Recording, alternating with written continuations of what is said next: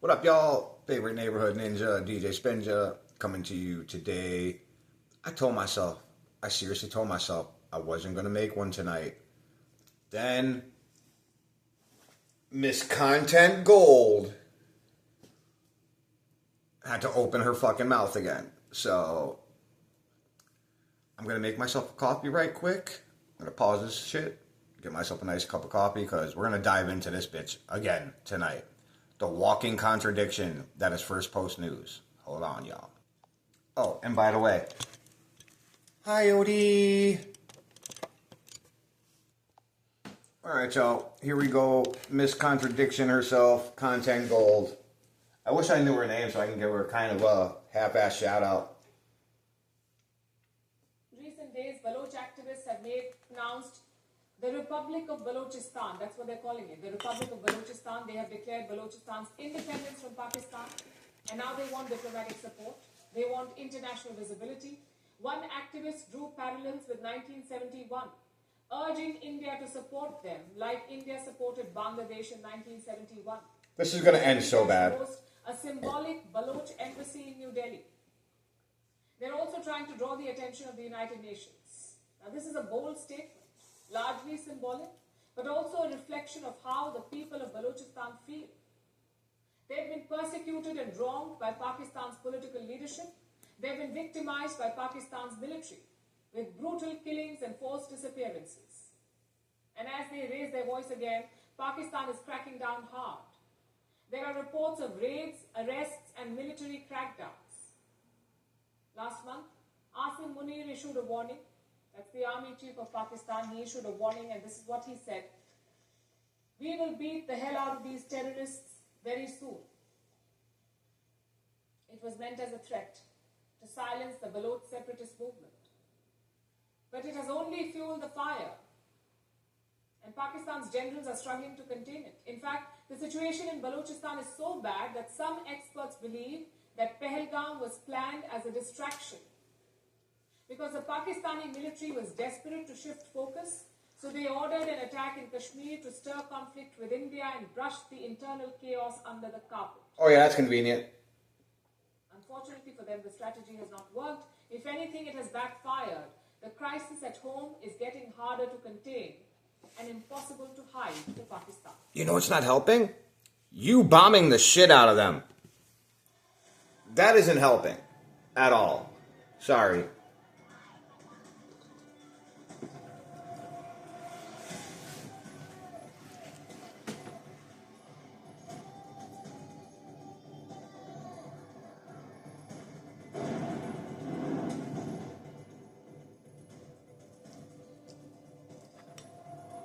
It's convenient. It's so convenient now that all of a sudden, because, Pakistan has been such an inferior army in India's eyes, it's just convenient that the Balochistan people they're going to try to become a state of Balochistan. They're literally asking India for help. You don't think there's plans in there? I think there's some plans in there. It's just really convenient how all of a sudden India going to stop attacking and then somebody else going to attack them. It's a little too convenient. Little too convenient. The establishment, in particular the Pakistani military. This month, the BLA launched a new operation. They're calling it Herof 2.0. Reports say Herof means black storm in the Balochi language. Some interpretations also say it means revenge. Whatever the meaning, the impact has been devastating for Pakistan.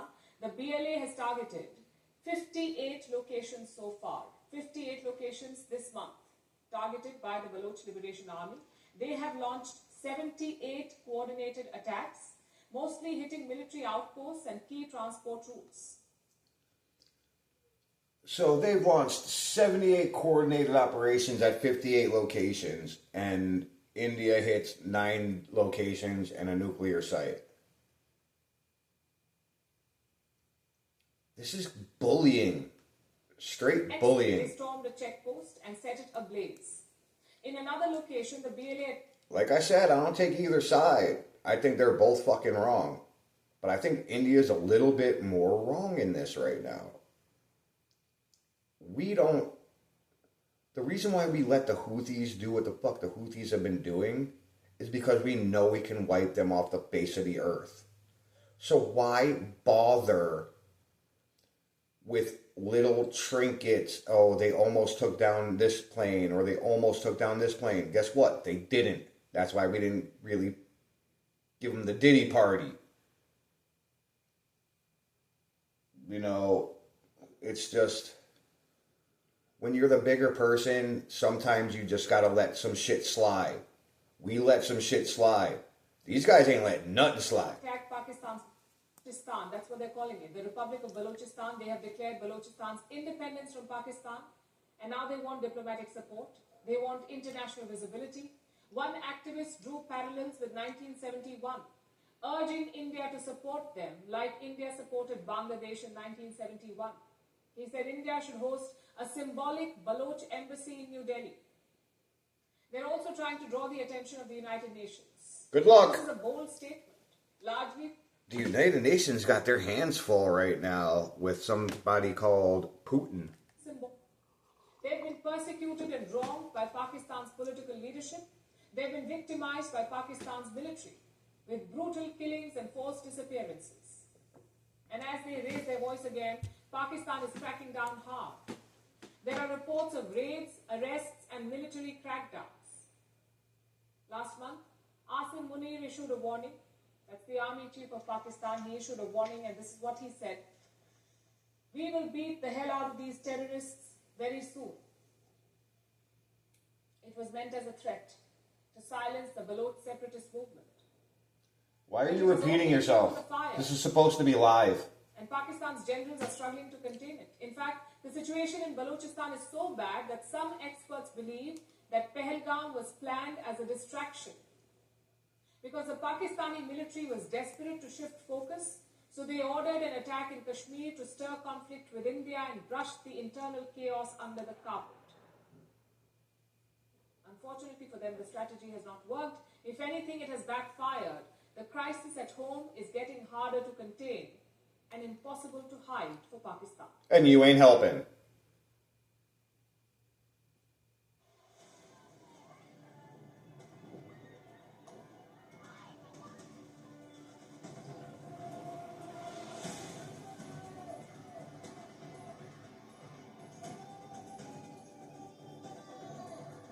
We are not Pakistani, we are Balochistan.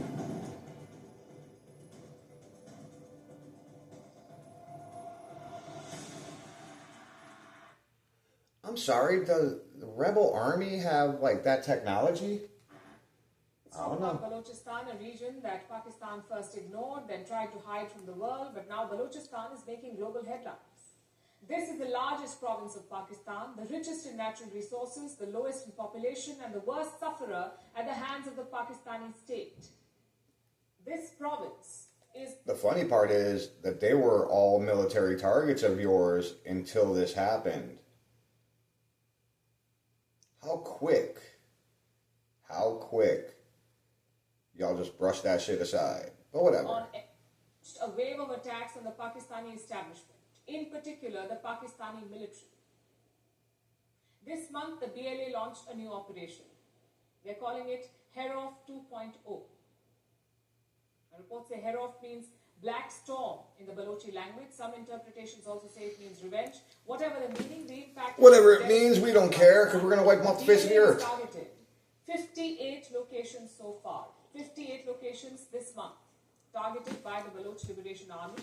They have launched 78 coordinated attacks. You're supposed to be live. I don't know why the hell this shit is repeating. Transport routes. Now look at what happened yesterday. The BLA carried out 7 attacks in 24 hours. One group took control of a highway. They stopped vehicles, they checked trucks, and they targeted convoys. But why transport convoys? The BLA says they were looting Balochistan's mineral wealth. That is why. Next, they stormed a checkpost and set it ablaze. In another location, the BLA attacked Pakistan's military, and this operation went on for 25 minutes. The Balochis used automatic weapons and rocket launchers 2 Pakistani soldiers were killed, 5 others were injured. Now, there's been a flood of such reports. Some accounts contradict each other. It is difficult to verify each and every report, also because you contradict yourself every 10 minutes. Very long, because this campaign is gaining momentum. The campaign to free Balochistan, it is growing bigger with the help of social media. Keywords like Republic of Balochistan are trending. So is the Baloch Liberation Army and Balochistan Independence. In recent days, Baloch activists have made a direct appeal to India. They have announced the Republic of Balochistan. That's what they're calling it. The Republic of Balochistan. They have declared Balochistan's independence from Pakistan. And now they want diplomatic support. They want international... Nobody has ever declared independence from another place without it getting bloody. These people think that it's not going to get bloody. Everybody, shit, when we said fuck King George, you seen what happened? It never ends well. So let's just add fuel to the fire, because they know what India is about to do and they don't want to get caught in the crossfire. That's my gut feeling on it. One, there are reports of raids. Asim Munir issued a warning. That's the army chief of Pakistan. He issued a warning, and this is what he said. We will beat the hell out of these terrorists very soon. It was meant as a threat to silence the Baloch separatist movement. But it has only fueled the fire.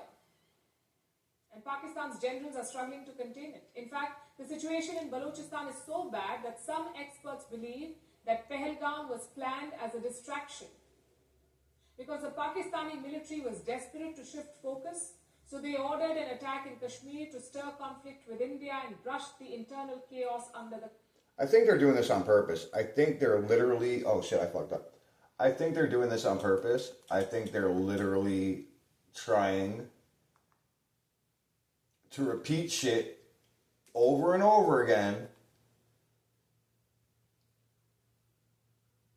Okay, here's one. Okay, hold on. Maybe I can fast forward this bullshit a little bit.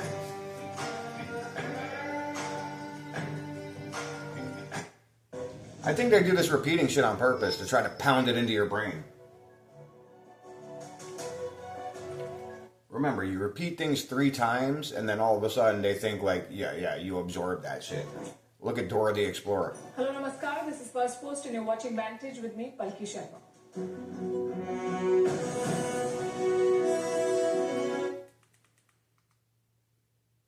How they're using drugs to cripple in... Okay, Palki Sharma. We got the name of the retard. Palki Sharma. I got a little message for you. I'm going to let my boy Tom Arnold take it away. Or Tom McDonald. I said Tom Arnold. I'm going to let Tom McDonald take it away. Here you go, miss.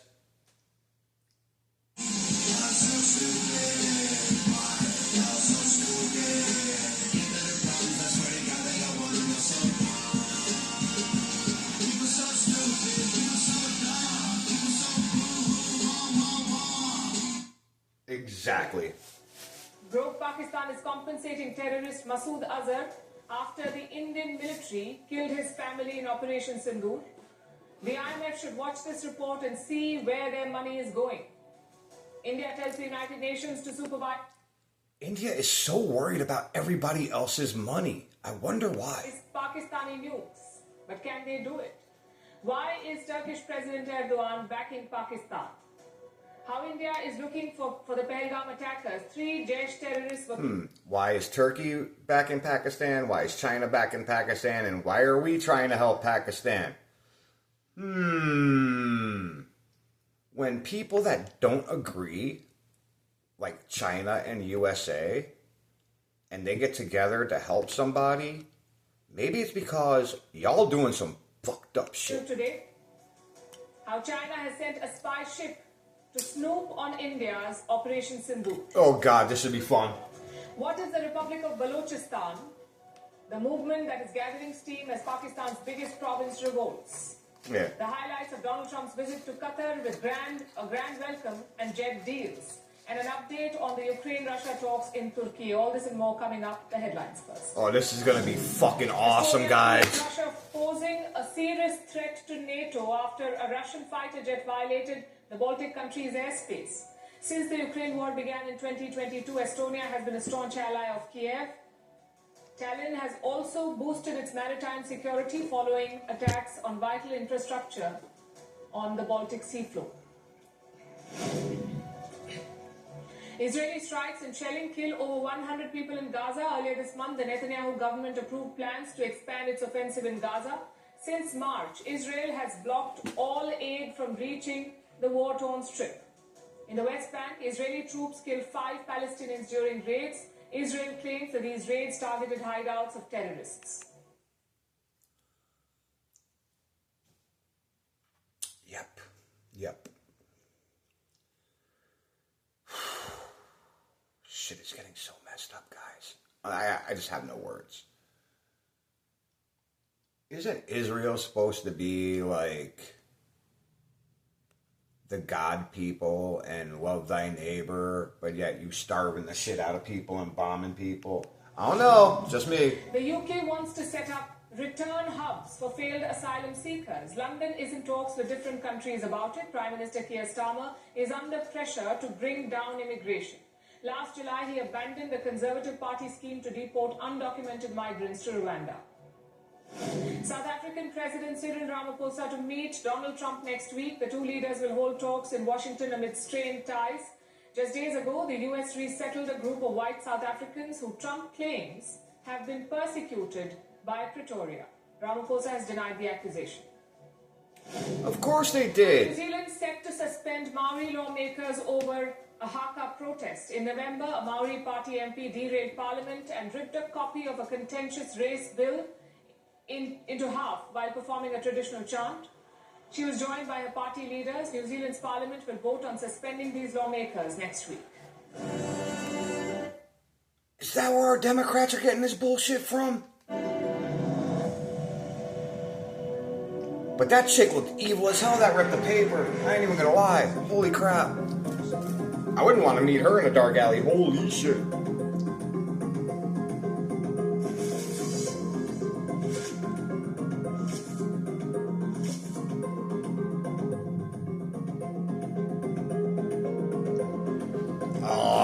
U.S. opposes the factory in India. Now, India's going to claim, I'm going to just put it out there, India's going to claim that it's because they don't want us helping them, but it's because Trump said, first and foremost, if you don't want to get tariffed out the ass, bring your shit back to America. Don't matter where the hell you from. Don't matter where the hell you setting up shop. But they'll twist that shit. You'll see. You'll see. Like I said, this is going to be fucking awesome. Donald Trump is a great guy to have on your side. You damn right. And unpredictable. But if he plays for the rival team, then he can be a nightmare to deal with. Oh yeah? And what you going to do about it? Nothing. Nothing. Because fuck around with Orange Man and find out. Right now, many Indians would agree with that. They're wondering, is US President Trump on Team Pakistan? Take a look at the latest hint. No, he's on Team USA and he's on Team I don't want everybody nuking each other. Pakistan That's what team he's on. A deal. And this is the government of Pakistan. They have struck a deal with a firm called World Liberty Financial. World Liberty Financial, that's a company. It's basically a cryptocurrency deal. The goal is to turn Pakistan into a South Asian crypto hub. What's wrong with that? It's a confusing move, to be honest. Last week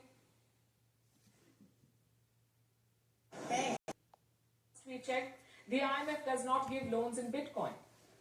So why would Pakistan need crypto? And that's not the only suspicious part. Guess who owns this firm? Who owns World Liberty Financial, the company they've signed a deal with? It is owned by the Trump family. They hold a 60% stake in this company, the US president's family, his 2 sons and his son-in-law. How did they get this deal with Pakistan? Reports say it was Easy. Trump knows how to fucking negotiate. Pushed by Trump's special envoy, Steve Witkoff. He's a long-time golf buddy of the US president. With no background in policy making, he is now leading America's policy on Russia and Israel.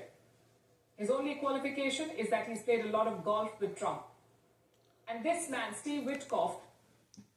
They also said that about our press secretary, and guess what? She actually had the credentials. She wasn't a 10 like those stupid cows on The View said. Whatever.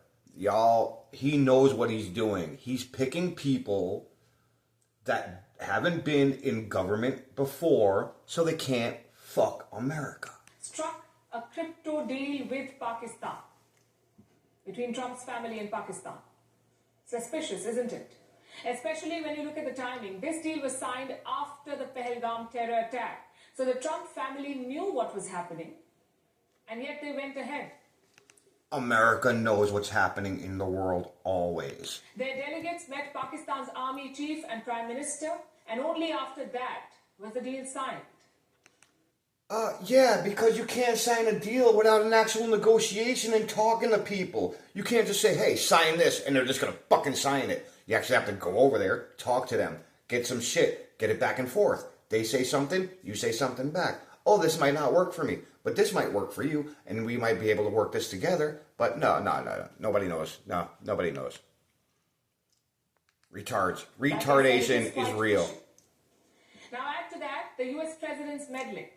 Donald Trump will not stop talking about Kashmir. He's in West Asia right now. And once again, he boasted about mediating a ceasefire between India and Pakistan. Listen to this. As you should. By the way, I don't want to say I did, but I sure as hell helped settle the problem between Pakistan and India last week. I don't want to say I did, but I helped. Came right out of his mouth. 2 seconds before she just said he could... Whatever. I can't with these people. And we talked to them. I just wanted to eat. I just wanted to eat my meal after my damn work and just chill with my dog and relax. And this stupid bitch comes on TV and I need she's so golden. About trade. Let's do trade instead of do war. Yeah. And Pakistan was very happy with that, and India was very happy with that, and how long have you been fighting? About 1,000 years. Oh, that's a lot. I'm not sure about that. I'm not sure about settling. That's a tough one. The amount of ignorance out there. Like we said before, the Kashmir issue is not thousands of years old. It dates back to 1947. Also, what's this obsession with trade? Kashmir is a deeply emotional issue for India and Pakistan. What's the obsession with trade?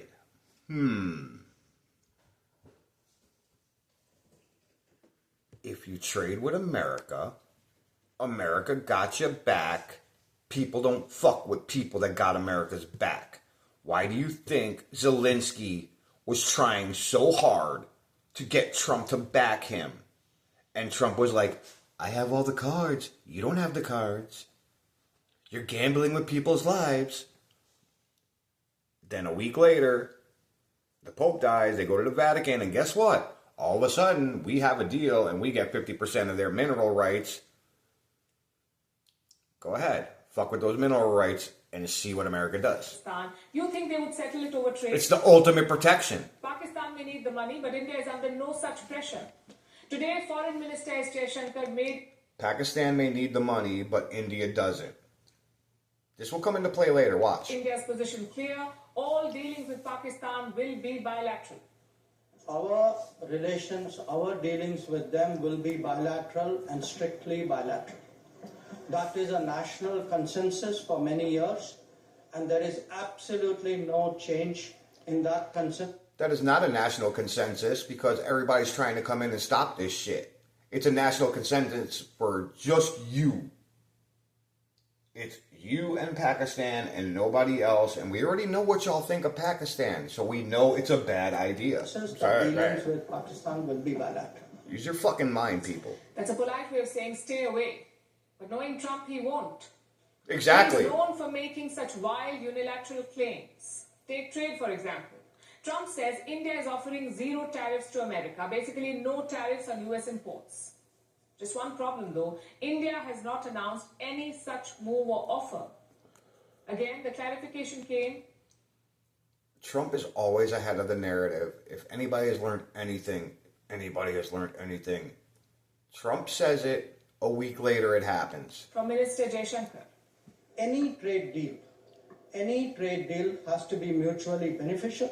Any trade deal has to work for both the countries. And Trump is a master at that. I think that would be our expectation from the trade deal. And until that is done, I think any judgment on it would be premature. He just said that we're trying to get both beneficial shit. So basically, they are talking in trades. Just like Trump said they were talking in trades. But she literally just said they're not talking in trades, and this man just said that they are. India says any judgment... Let me bring that back, just in case you missed it. Take trade, for example. Trump says India is offering zero tariffs to America, basically no tariffs on US imports.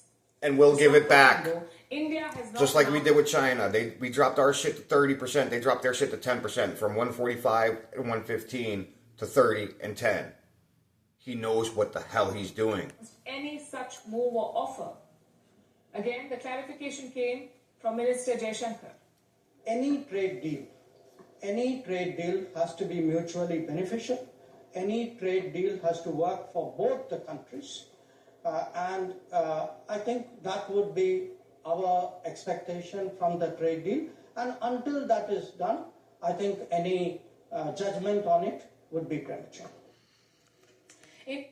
That means they are talking. India says any judgment would be premature, but that is not stopping Trump. He's also threatening companies against making in India, companies like Apple. Apple was thinking about setting up factories in India.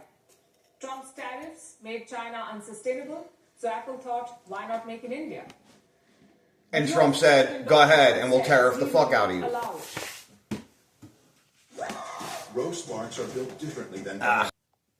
I had a little problem with Tim Cook yesterday. I said to him, Tim, you're my friend. I treated you very good. You're coming in with $500 billion, but now I hear you're building all over India. I don't want you building in India. You can build in India if you want to take care of India, because India is one of the highest tariff nations in the world. It's very hard.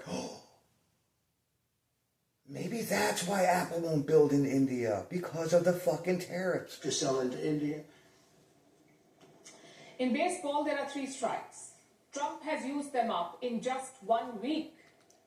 Let's see how well she knows baseball. 3 strikes, right? Okay. First, he claimed credit for ending the fighting between India and Pakistan. Then he unilaterally claimed zero tariffs from India. Then he warned Apple against making in India. And now we get news of his family striking a deal with Pakistan, which brings me back to my original question. Which brings me to 4 motherfucking strikes. So... no. Those are 4 balls because he just walked. Which side is Donald Trump on? He's on America's side, you stupid bitch.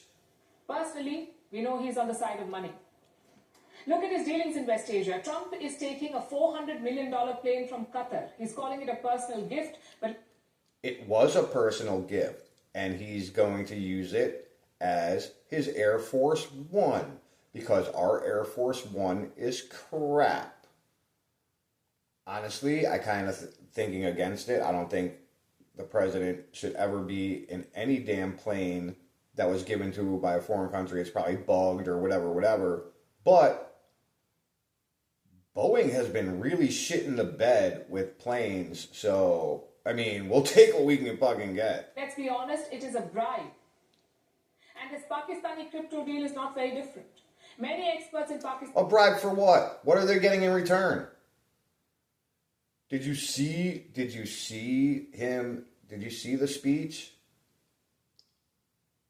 He glazed the shit out of the Saudis. I mean, he had that dude almost crying. He was giving him so much props. It doesn't make sense at all. Let me quote from an article in the Dawn newspaper. This is what it says. Pakistan's rapid embrace of digital currencies appears to be a leap before looking. It appears to be driven by a desire to mirror the success stories of other emerging markets rather than by a clear-eyed assessment of its own regulatory readiness. Wow. So other people that made those deals had success. So we're going to blindly jump in because we don't know if we're going to be successful when other people have been successful. Make it make sense. They're saying Pakistan is not ready for this. So Pakistan is in a sudden hurry to embrace crypto even though it's not ready. And they haven't... Crypto's not ready. I'm sorry, hasn't Bitcoin been around forever? You think... Whatever. I'm going to leave that alone. But that alone does not explain the American policy. They have long-standing ties with Pakistan, the Americans, ties that date back to the Cold War. Even today, Pakistan is a major non-NATO ally of the United States. There's a cozy relationship between Pakistan's generals and America's deep state. So fuck around with Pakistan and find out. And indications are that that won't change. So it's up to India to respond. Should India rethink its ties with the US? Well, yes. Not necessarily. For starters, India is not looking for an alliance with Washington. India is looking for a mutually beneficial relationship.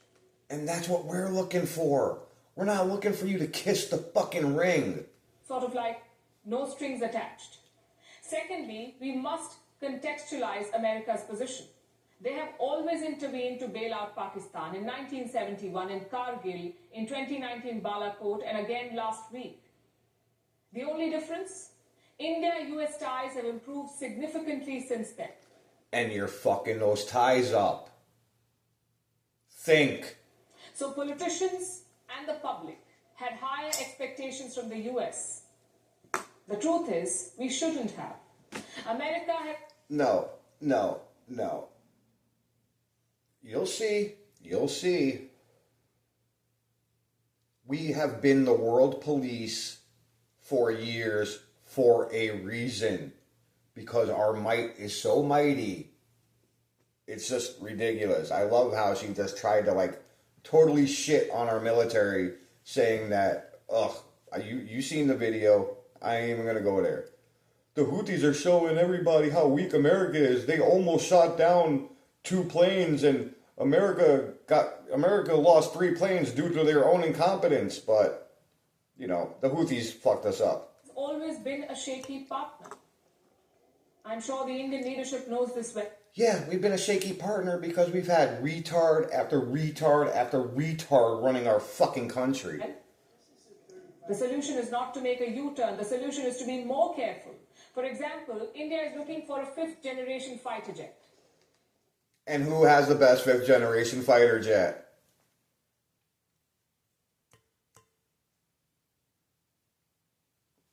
Yeah, go ahead. Try that Su-57. See how far that gets you. Buy a 5th-generation fighter jet. They have 8 of them. You know how many F-35s we have? Proposals from the spread around the world. US and from Russia. But should we entertain the American proposal now? Can we trust them to supply technology when we need it? These are questions that our leaders must... I thought you didn't need it. I thought all your shit was superior and couldn't nothing get through your shit. Contradiction. Walking contradiction. She is pure gold. Because Donald Trump will come and go. But can we trust the US establishment? Yeah, if we keep motherfuckers like him in.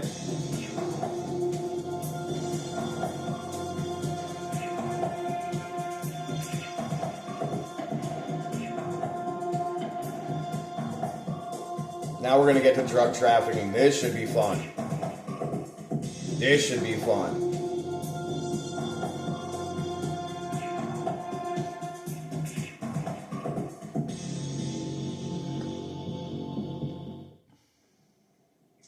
Trump is making the same mistake as his predecessors. He's ignoring Pakistan's terrorism for perceived strategic gains.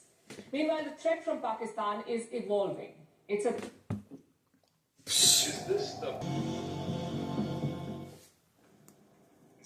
Trump is making the same mistake as his predecessors. He's ignoring Pakistan's terrorism for perceived strategic gains. Meanwhile, the threat from Pakistan is evolving. It's a threat for the whole world, not limited. I thought their army and I thought they were so inferior. How are they a threat to the whole world? You talk so much shit about how they can't do nothing. They can't touch none of our shit. We bomb all of their shit. We get no civilian casualties. We hitting all their military shit. How are they still a threat? You have Balochistan supposedly blowing them to smithereens. How are they a threat? Tell me how they are a threat. To India. And it's no longer just about terror camps and guns and grenades. Pakistan has opened another front just as nefarious and deadly. They're using narcotics as a weapon against India. That's a tale as old as time. But the scale at which they're expanding can be devastating. I mean, Christ, the CIA used freaking, heroin and freaking opium to finance all their black ops. It's a tale as old as time. Pakistan is using drugs to fund terrorism and destabilize India, and the Lashkar-e-Toiba is at the center of this. It's the same group that carried out the Pahalgam attack, a Lashkar proxy called TRF. And this is no longer a theory. This is now part of official records. 2 days after the Pahalgam attack, the Supreme Court of India was hearing a case. The court was reviewing a report filed by India's top terror investigation agency. It's called the NIA, the National Investigation Agency. And here's what the NIA said. The Lashkar-e-Toiba is using heroin to finance its activities. And this operation has direct links to the ISI, the infamous... How convenient that it's India saying all this shit. Intelligence Agency of Pakistan, ISI. According to the NIA, the Lashkar's plan has two parts. Part 1, raise money for terrorism. Part 2, ruin lives in India. By pushing drugs into India's cities and villages and by targeting India's youth. Tale as old as time. In fact, Indian investigators have been probing a case since 2021. The NIA, National Investigation Agency, has been probing this for the past 4 years. That's when a big cache of drugs was seized. Whose consignment was it? It was traced to traffickers from Afghanistan. Of course. But the money trail led elsewhere. It led to Pakistan, to the Lashkar and to the ISI. In court, the NIA has confirmed this link. They said that it was the Lashkar-e-Taiba that received money from this consignment. The drugs were hidden inside shipments. They were found along with semi-processed talc and bituminous coal. It is also known as black or soft coal. It is often used in electricity generation. The drugs were hidden in talc and coal. The entire operation was legal on paper. The drugs came through legal channels. The documents, of course, were fake, and shell companies had been created for this. At least 6 such consignments were sent to India. Only the last one was intercepted at... Oh, wow, they actually got something through the mighty India?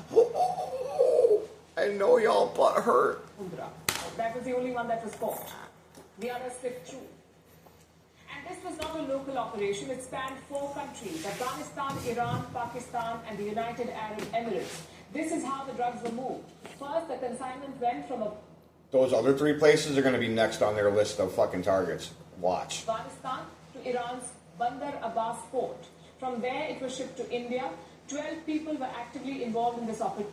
Weren't you just glazing Iran for the Houthis, showing how weak our freaking nation is? Now all of a sudden, y'all against them because... See, this is what I'm saying, man. These guys, every 5 minutes, they contradict themselves. They are worse than our media, and our media is crap. And all these people are still at large. They're based in Dubai, Tehran, Kabul, and Karachi. Oh, they're all still at large, but all your strategic strikes didn't... Another excuse to attack them. It's quite a complex plan. It's another excuse to attack them. Of course, it did not take shape overnight.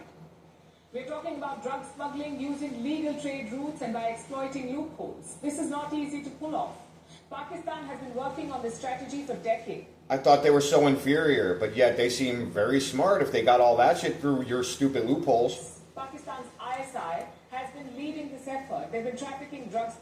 I'm not advocating the trafficking of drugs. I'm just saying. Don't talk shit on how stupid they are and then praise them for being smart as fuck. For years. In fact, let me tell you a story that dates back to the 90s. Yeah, do that. When Why don't Nawaz you? Sharif was the Prime Minister. It was his first stint in power. In 1991, he had a meeting. Nawaz Sharif had a meeting with Pakistan's then Army Chief and ISI Director. They wanted money. Pakistan's military wanted money to fund its covert activities. They were running short because some supplies had stopped. You see, in the late 1980s, there was the Soviet-Afghan War. And during that time, the Americans co-opted the ISI. The Americans used Pakistan to supply weapons to the Afghans. And Yeah, because we were trying to stop communism from spreading all over y'all stupid fucking territory. the ISI was their go-between. So the Americans pumped a lot You motherfuckers would be speaking Russian if we didn't do that. of money into Pakistan. But when that war ended in 1989, the American money also stopped. Of course it did. Because Yeah. we're not going to keep supporting people. We literally did it to stop communism. We weren't fucking just helping Pakistan to help Pakistan. No, we were trying to make sure they didn't become Pakistan of fucking Russia. Still had its networks, but they did not have the same budgets. So they looked for alternatives and they found heroin, the drug. They decided to use it to fund themselves. They decided on trafficking drugs. Like every other covert military group has done before them. It's a blueprint, just like you said. Why are you surprised? And this is the plan that they presented to Nawaz Sharif, the army chief and the ISI chief. They shared this plan with Nawaz Sharif, who was Prime Minister then. What was his response? Sharif claims that he rejected the idea, which is a bit of a stretch because we know that Pakistani Prime Ministers do not really have that kind of power.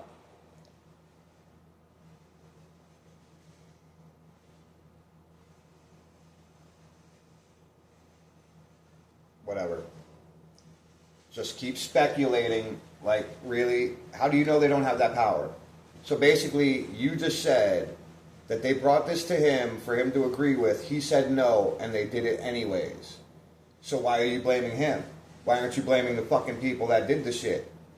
You know, not everybody in government works with the government. The USA is a prime example of that. We have half of our government right now trying to fuck America. Do you see all the stupid idiots out there trying to break into prisons, like literally putting their hands and pushing police to try to get into a prison? And guess what? You got arrested and you got into the prison. If any other person that wasn't a congressperson puts their hands on a cop, guess what? You're going to jail for assaulting a cop. This man was out the next day. Why? Because he was a fucking congressman.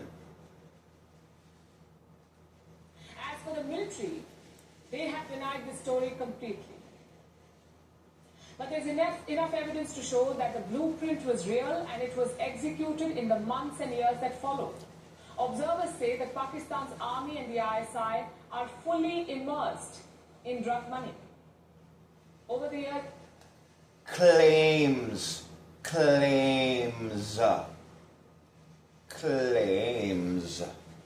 You don't. Ugh, Indian officials whatever. I have can't found with this these nexus. people. Plus, the drug trade has also evolved. Today, it is a lot more than a source of funds. Today, drugs serve as a weapon that Pakistan uses to attack Kashmir. In fact, let me show you data that was published in 2023. According to this report, there are now 67,000 drug abusers in Kashmir. Over 90% of them are heroin addicts. Where are these drugs coming from? They're coming from Pakistan. The drugs are trafficked through two locations, Kupwara and Baramulla. These are border districts of Kashmir. India has been responding to this threat. Security agencies have cracked down on trafficking.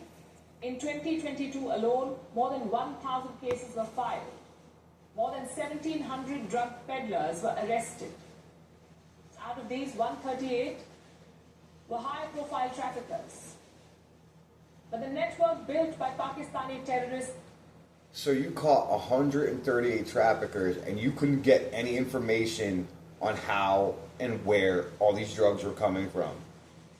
See, the difference between y'all and us is that when we catch all these motherfuckers, we take them somewhere and we beat the piss out of them to get all the information. How do you think we knew where Baghdadi was and we like ran into his house with robots? Like, really? This is why y'all need to blame yourself for fucking dropping the ball. That's all I'm saying. Far bigger, and the challenge Rise of Kingdoms. God, with these Lost fucking Crusade. commercials. for India is far more complex. It's one of the many wars that India must fight. It's one of the many wars India must fight. See, y'all ain't gonna stop. India kills terrorists. Oh yeah, here we go. Here we go.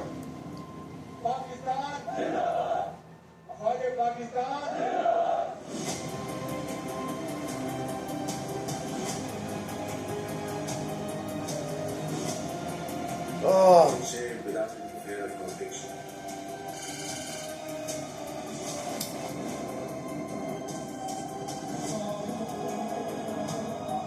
this shit gets so infuriating. I swear to God.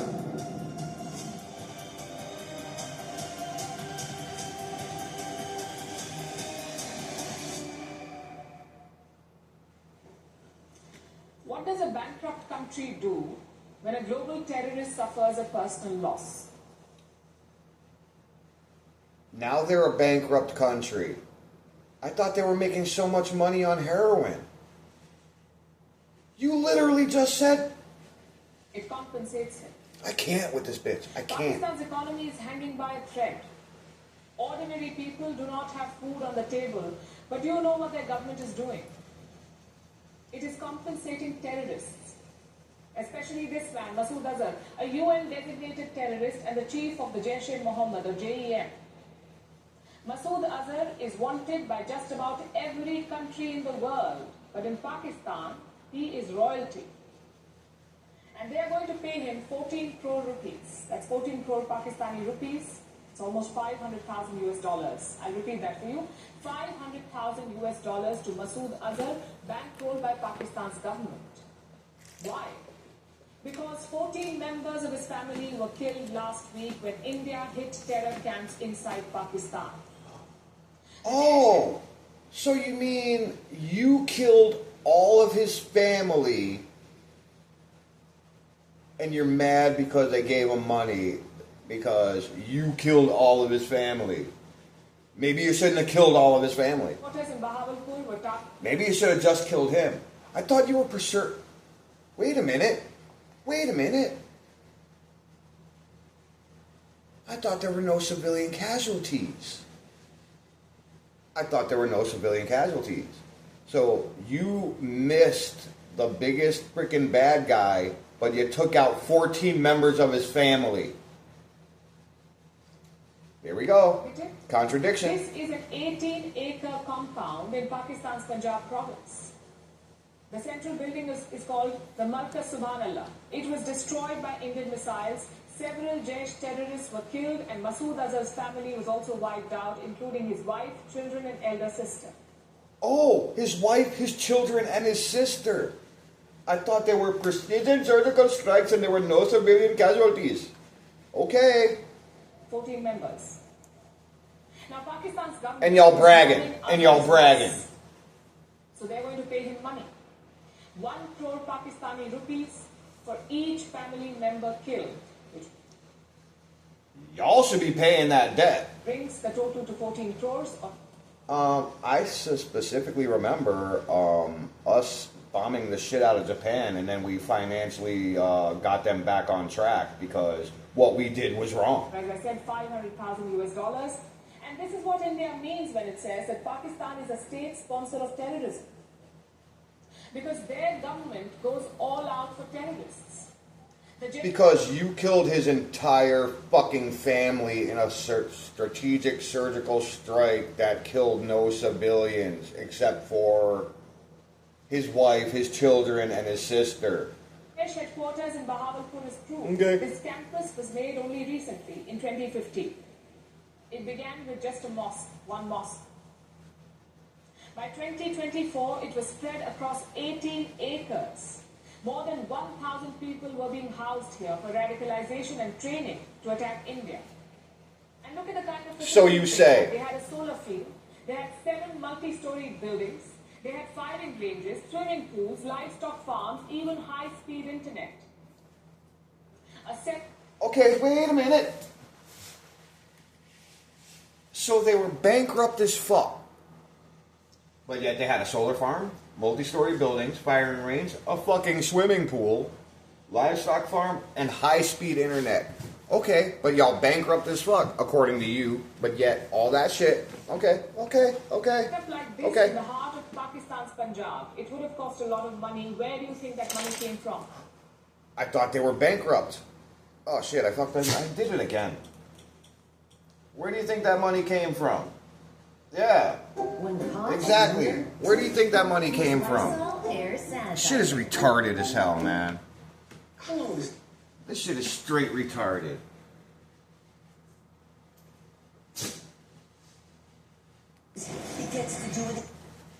This is the shit I'm talking about, guys. This is straight up the shit I'm talking about. You literally just claimed 5 minutes ago that they were bankrupt as hell.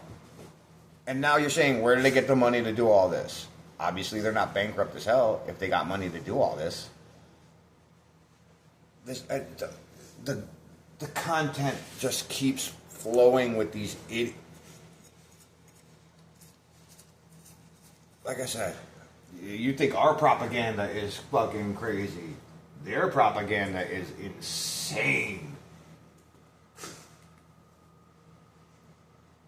From the Pakistani army and their intelligence wing, the ISI. Reports say the ISI used third parties to fund the Jaish-e-Mohammed. The total support is estimated to be about $15 million. That's $15 million every year. The support they give the $15 million every year, but they're bankrupt. Mohammed. And that's not all. The ISI has given $30 million worth of real estate to Jaish-e-Mohammed. That explains their massive terror pad. It also explains Pakistan's game plan. First, they beg the IMF for money.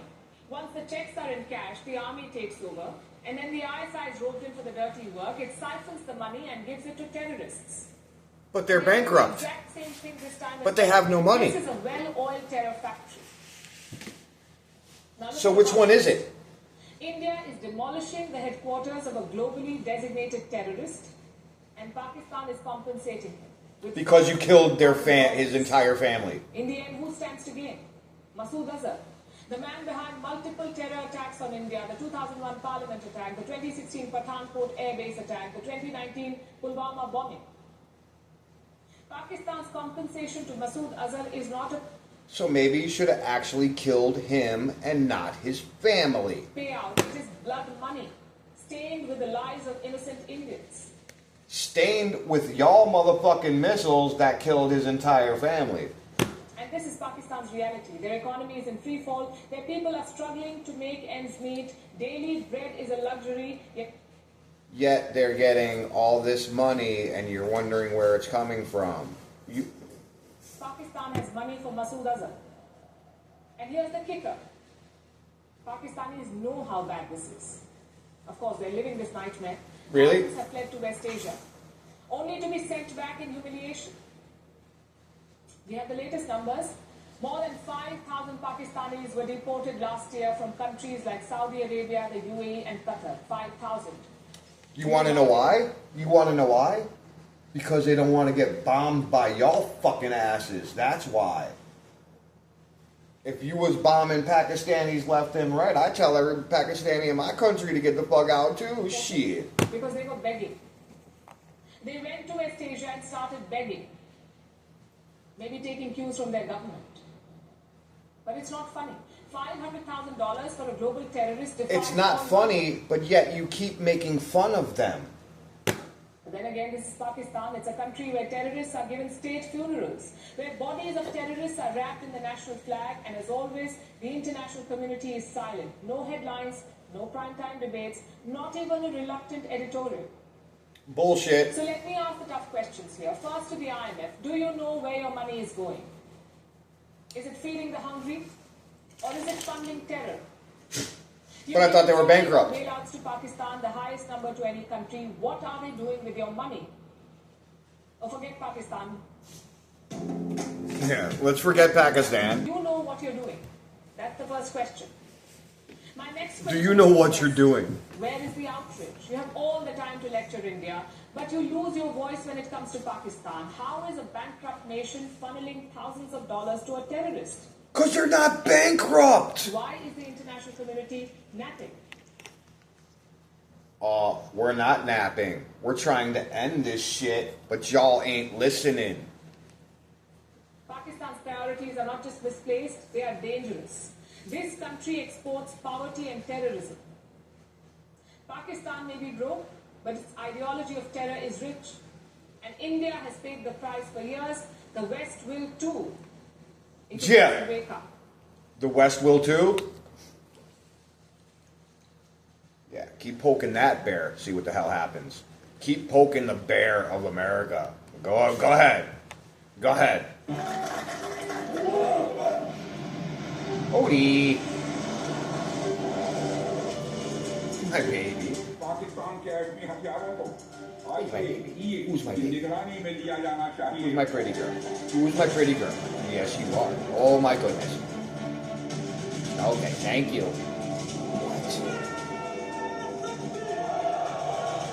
What?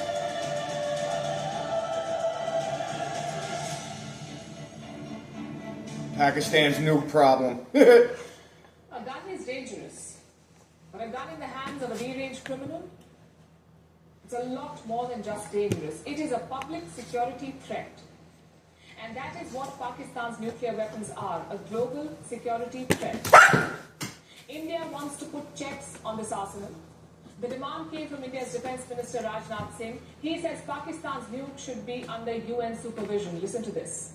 क्या ऐसे गैर जिम्मेदार और रोग nation के आंखों में परमाणु हथियार सुरक्षित हैं? मैं दुनिया के सामने ये सवाल खड़ा करना चाहता हूं. मैं मानता हूं कि I believe that Pakistan's nuclear weapons should be taken under the supervision of the International Atomic Energy Agency. I'm going to propose a deal.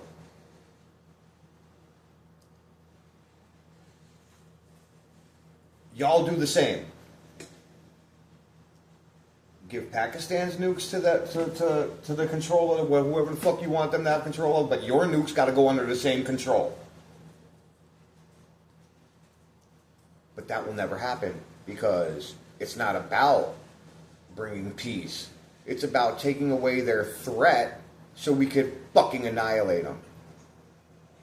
Them, not us, The but United them. Nations watchdog is the IAEA, the International Atomic Energy Agency. IAEA, its job is to inspect civilian nuclear sites and reactors to ensure that they are not used for making bombs. Now, India says put Pakistani nukes under IAEA supervision. And you do the same. And what is Pakistan saying? Of course, they have rejected India's demand. Let me quote from Pakistan's statement. This is what they say. These irresponsible remarks reveal profound insecurity and frustration regarding Pakistan's effective defense and deterrence against Indian aggression through conventional means. Yeah, because they know damn well if they lose that little threat of nuclear, y'all going in there. And y'all ain't stopping. That's the only thing stopping y'all from doing a full-scale invasion right now, is the fact that they got fucking nukes. Pakistan's conventional capabilities are adequate to deter India. Let's not kid ourselves. I literally just said that. Let's not kid ourselves, because God forbid.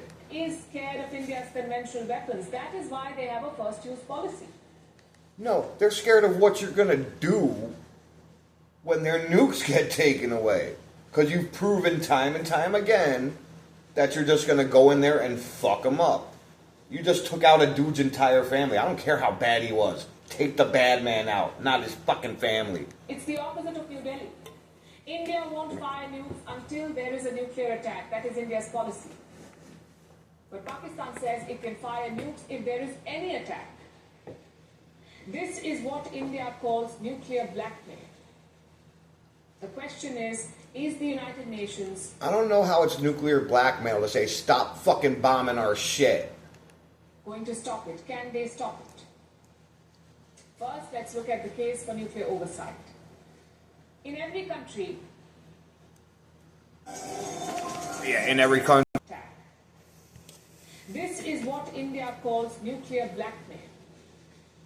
The question is the United Nations going to stop it? Can they stop it?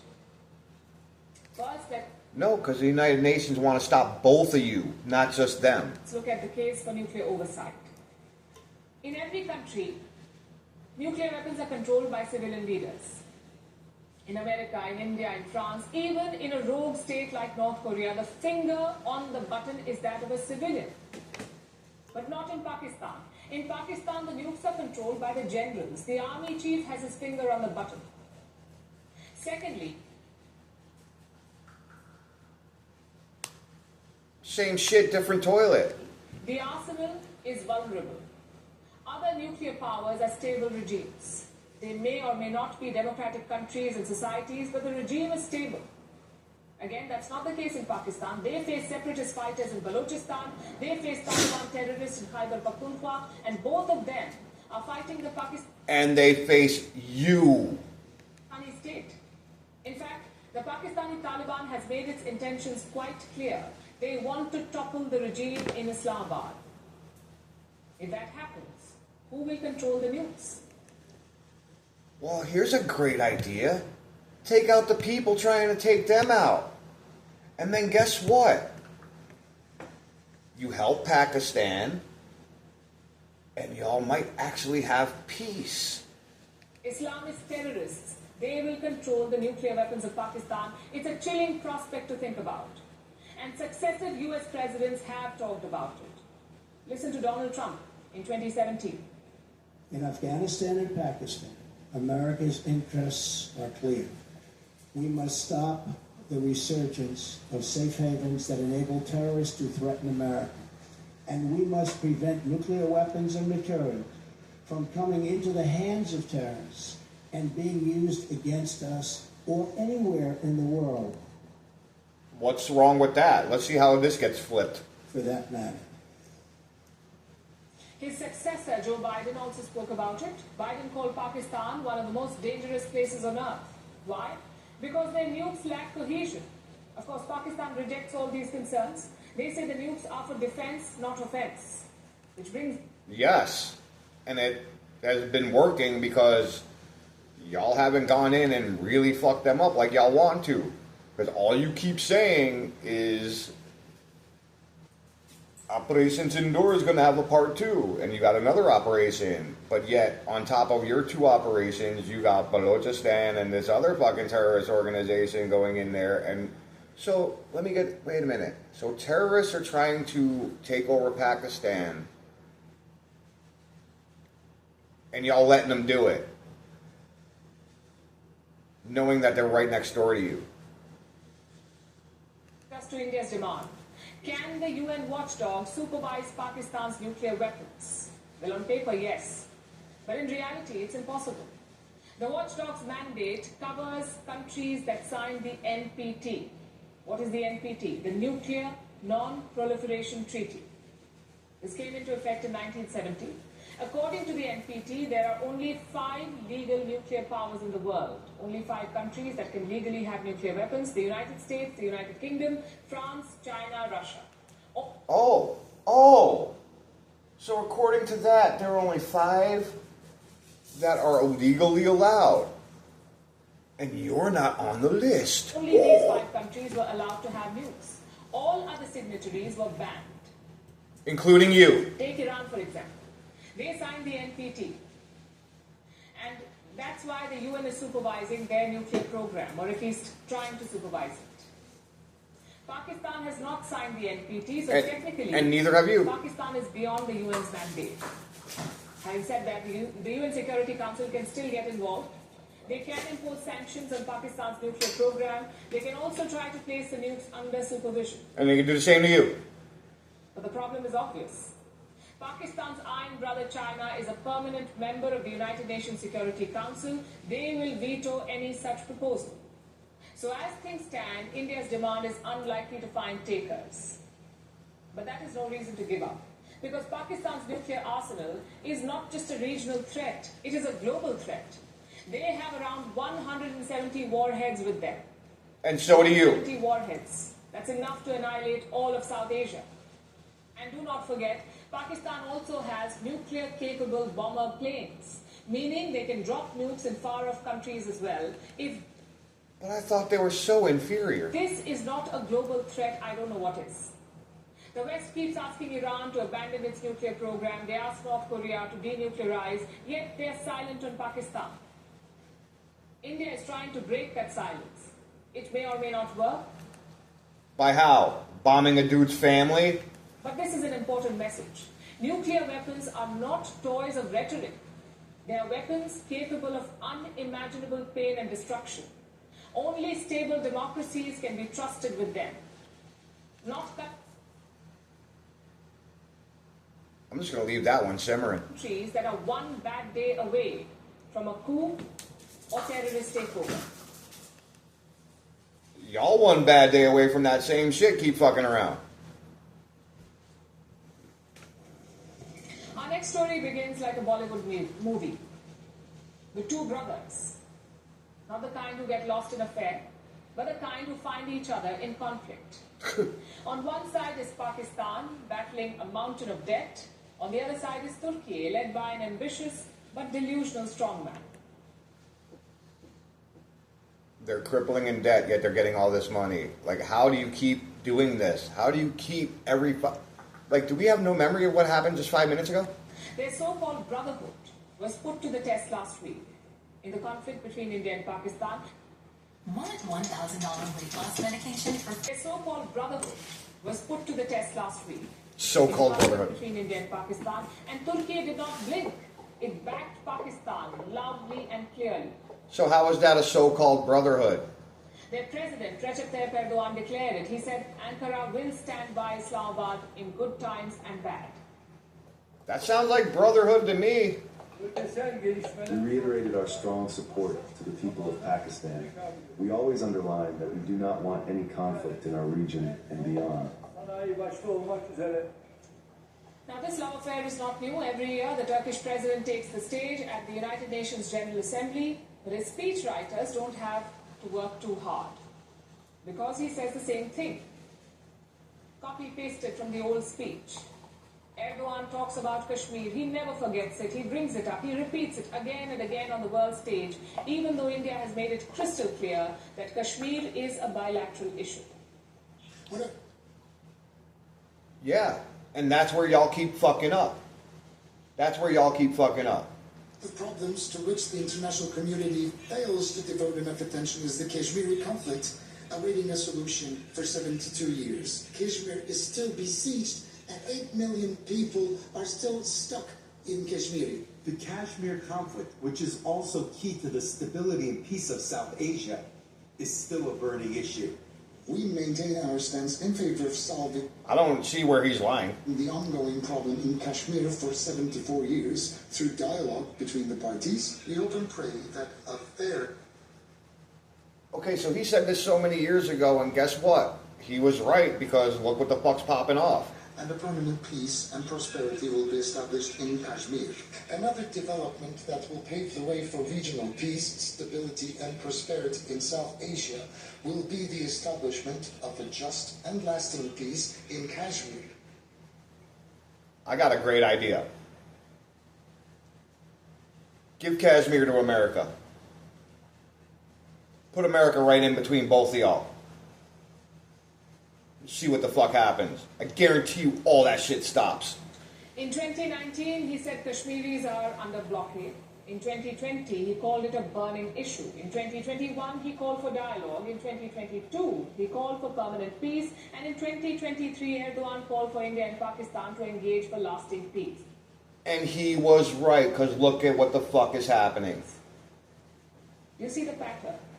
Erdogan keeps inserting himself into this like an uninvited guest at a family feud.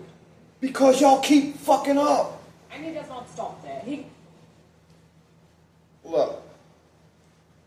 Everybody been to the barbecue. Everybody been to the family reunion. Everybody been to the fucking Thanksgiving dinner where one family member steps out of line and somebody, if not everybody, has to check the motherfucker. That's exactly what we're doing. We're trying to put both y'all in check so y'all don't wipe each other off the face of the earth.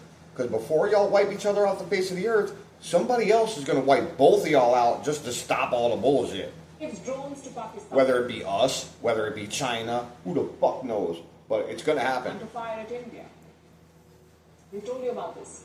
Turkish drones We told you about play a this. significant role in this conflict. Reports say Pakistan used two kinds of Turkish drones this time, the Songar and the Yeeha.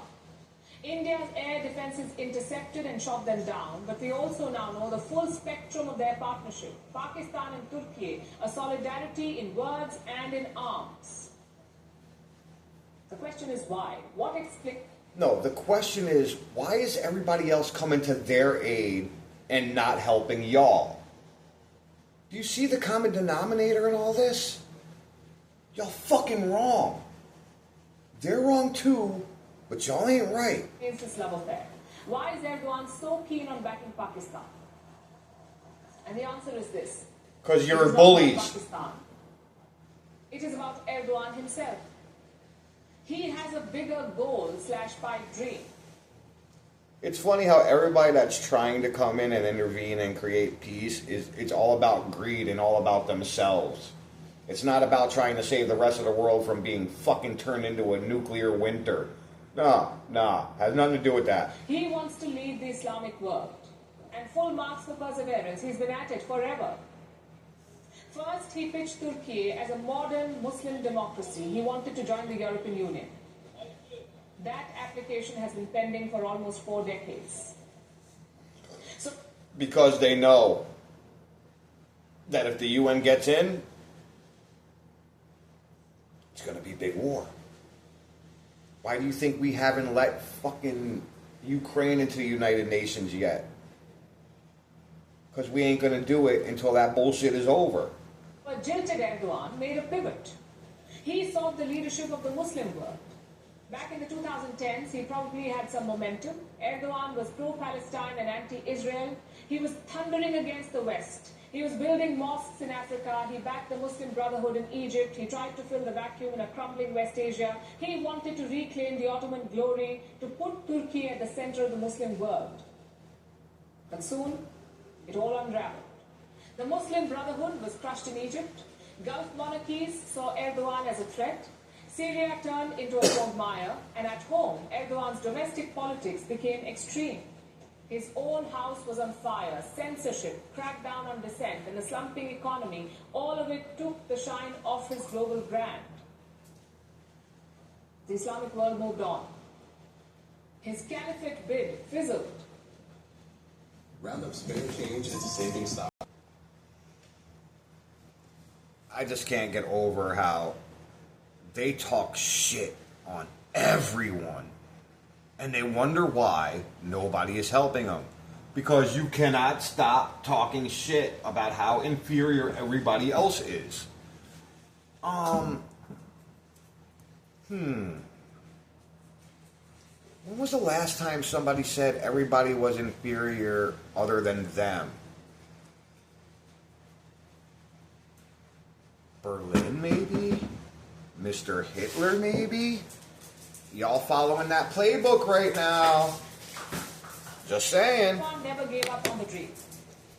Which brings us to Pakistan. Pakistan proved to be the perfect partner for Turkey. Pakistan is a Sunni majority Muslim country. It is nuclear armed. It is anti-India by default. And it is desperate for friends who do not come with IMF paperwork. So Erdogan leans in hard. He praises Pakistan at every opportunity. He invokes Kashmir at the United Nations. And in doing so, he casts himself as the voice of oppressed Muslims. And I bet you that pisses you off. What does Pakistan do? It returns the love. It buys Turkish weapons. You have also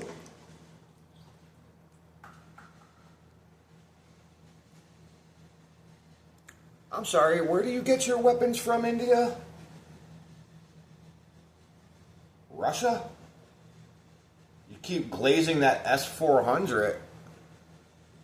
led from the front, speaking for the problems and speaking for the rights of oppressed people. You know where Turkey gets most of their weapons? Palestine Us. or Kashmir. But this relationship is not equal. In fact, it is not even sincere, because while Erdogan woos Pakistan, Turkish companies woo India. It's not even sincere, but yet you just said that the Brotherhood was not strong, but yet they showed you that the Brotherhood was strong. Like, oh God, this chick every 5 minutes. This is where they want to do business, in India. Take Celebi Aviation, for example. This is a Turkish firm. So Turkish wants to do business with India, so they're going to back Pakistan, knowing that y'all hate Pakistan.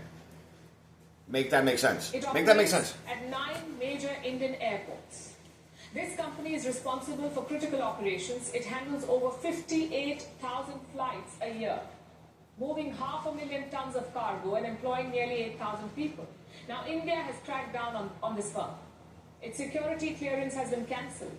The Delhi airport has formally ended its association with this Turkish firm.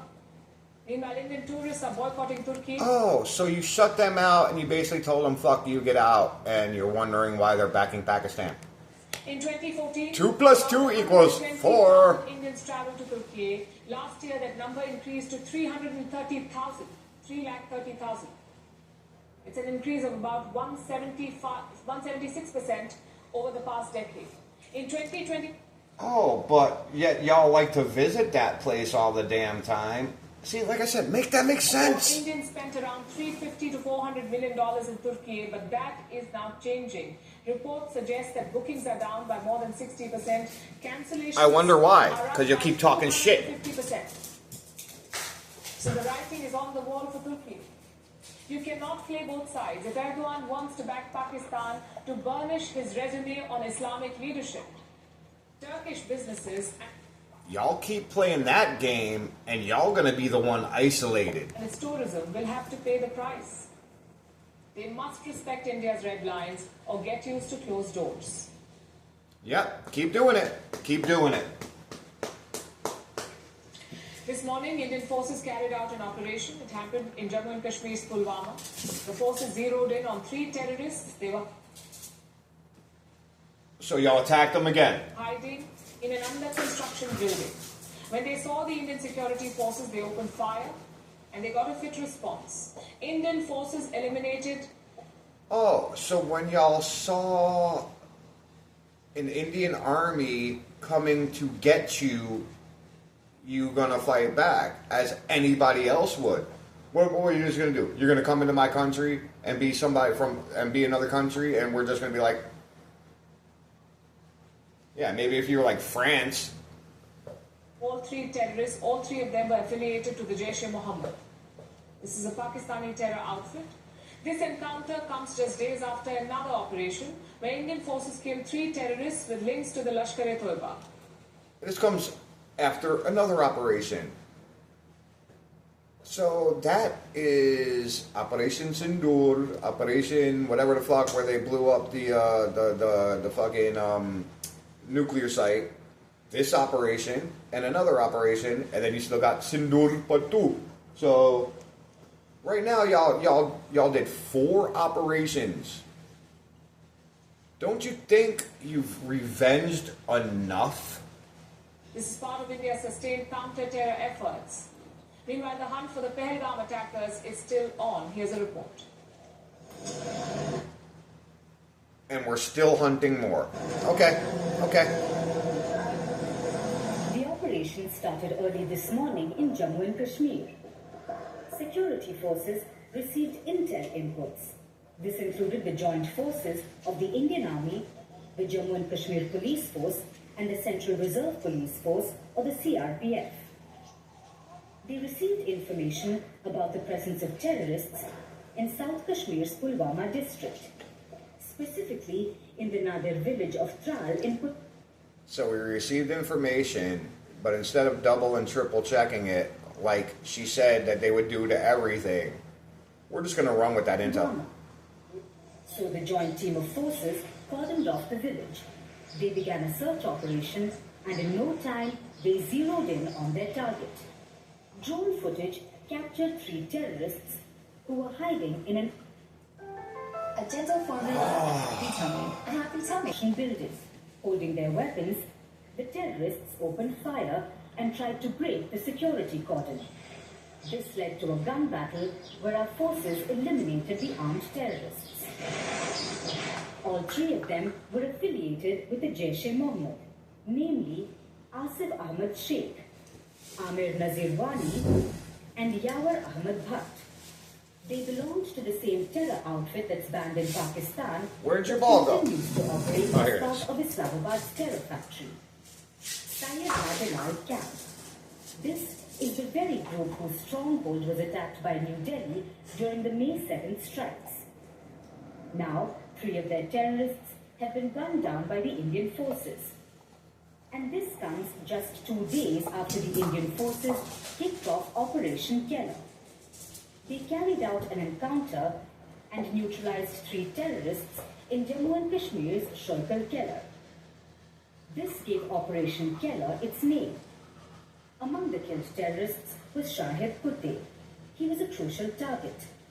This man was the chief of TRF, the Resistance Front, which is Oh shit, that guy looked like Hassan Piker. nothing but a proxy name used by the terror outfit Lashkar-e-Toiba, who unleashed the massacre in Pahalgam on the 22nd of April.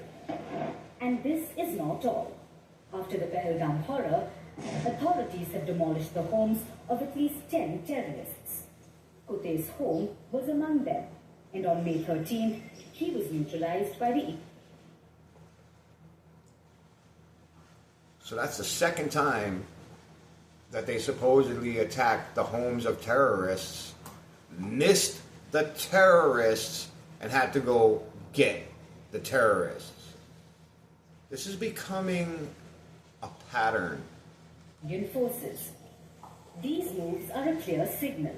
India will not stand for terror, and it will not stop until the terrorists who carried out the Pahalgam attack are brought to justice. It has been more than 3 weeks since the attack, but the terrorists are still at large. After the attack, I thought you had precision strikes.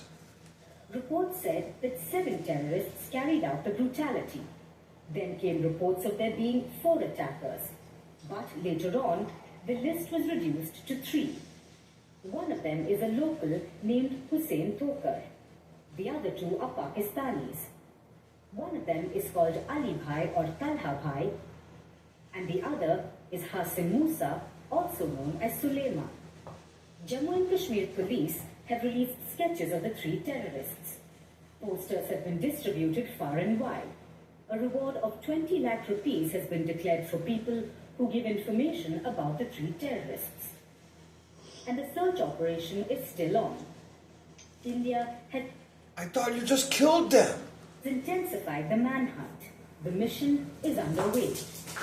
And the fight won't stop until justice is served in the Pahalgam terror case.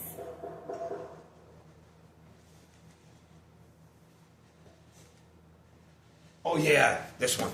India and Pakistan have I was gonna cut because we're getting really long with this, and I was gonna cut it short, but this has to get in. just come out of a military standoff. Guess who is poking their nose where it doesn't belong? China. This time with sonar sensors and surveillance radars. A Chinese ship has entered the Indian Ocean. It is called... Go ahead, hit them. I can't wait to see you hit them. the Da Yang Yi Hao. That's the name of the ship. On paper, it's a research vessel, but on radar, it's a floating espionage hub. So what is China trying to do here? And what does it mean for India? Let me break it down for you. The Chinese ship is currently in the Indian Ocean, near India's Andaman and Nicobar Islands, and it is heading west towards the Arabian Sea, where the Indian Navy is deployed in big numbers, including the aircraft carrier INS Vikrant and submarines. So the Chinese ship seems to be heading towards the Indian Armada. To do what? Perhaps to track the Indian Navy's movement, or to slow upon their operations. Because this Chinese ship specializes in exactly that: monitoring, tracking, and collecting data. China calls it research, the world calls it spying. And this is no ordinary vessel. The Da Yang Yi Hao. It has advanced geosensors and powerful sonar arrays. These are used to track and detect submarines. The Chinese ship also has satellite uplinks. It can monitor low-orbit satellites like the ones that India has currently repositioned to assess the damage done to Pakistan's air bases. So the Chinese ship has eyes and ears below and above the sea. And look at the timing. It comes days after India launched Operation Sindoor, a swift and strategic strike on terror camp. Yeah. Of course it's gonna follow you destroying their shit. In Pakistan. The operation also saw military confrontation. Pakistan's air bases were hit in the day and at night. Their Chinese-made jets and missiles failed to perform. Chinese air defense systems were jammed. They were left blinded by Indian jets. It was a massive failure of the Chinese tech used by Pakistan. India emerged confident, Pakistan cried foul, and China sent a ship. Coincidence? Maybe, maybe not. China's so-called research ships often snoop in the Indian Ocean, and this is a known fact. Since the year 2008, China has sent 46 such ships, 46 ships. They linger near strategic deployments, they track India's missile tests. Where do you think they send this data? Definitely not to some university in Beijing.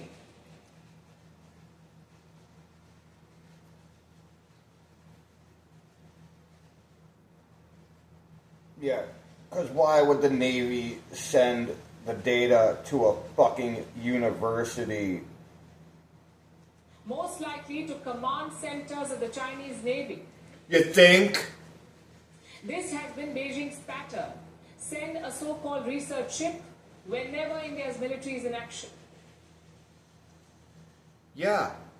The rest of the world does the same shit too. Operation Praying Mantis. When we fucked up fucking Iran's Navy. Who showed up? Russia. Why did they show up? They literally said, we're just here to take pictures. So what is their vessel doing this time? Sometimes people just want to watch the shit. They're most likely collecting intel. Yeah. Like the size of India's military mobilization, or how far away Because they know the shit y'all about to do. is India's Navy from Karachi, or whether India is moving around its weapons. Think of it as a high-tech eavesdropping effort. And how is India responding? The Navy is already on the task. They're tracking, shadowing, and watching very closely. Surveillance aircraft are tailing the Chinese ship. Warships have been put on alert because India faces a twin threat: terror state Pakistan and their backers in China, who give both weapons and diplomatic cover to Pakistan. And Turkey, according to you, and America, according to you. In the past, they've given Islamabad jets, missiles, and Let America and China get together. Y'all fucked. even a spy ship. And now China has sent another intelligence-gathering ship. They feel this will keep New Delhi on edge, but India is prepared for both scenarios, for Pakistan's provocations and China.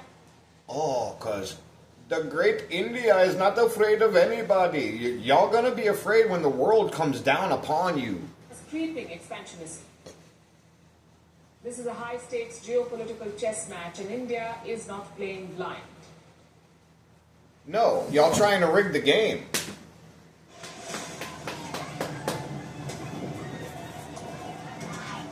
Okay. Now they're okay. Now I could actually end this because they're gonna recycle all the shit and do it all over again to pound it into your fucking brain. But anyways, sorry for this being super, super long. Oh my god, Odie, say hi. Hey, my baby girl. Who's my baby girl? Who's my baby girl? Who's my baby girl? Anyways, kiss your loved ones. Tell them you love them. Give them a hug. We ain't got that much time left. You see, they ain't backing down for shit. If anything, they're non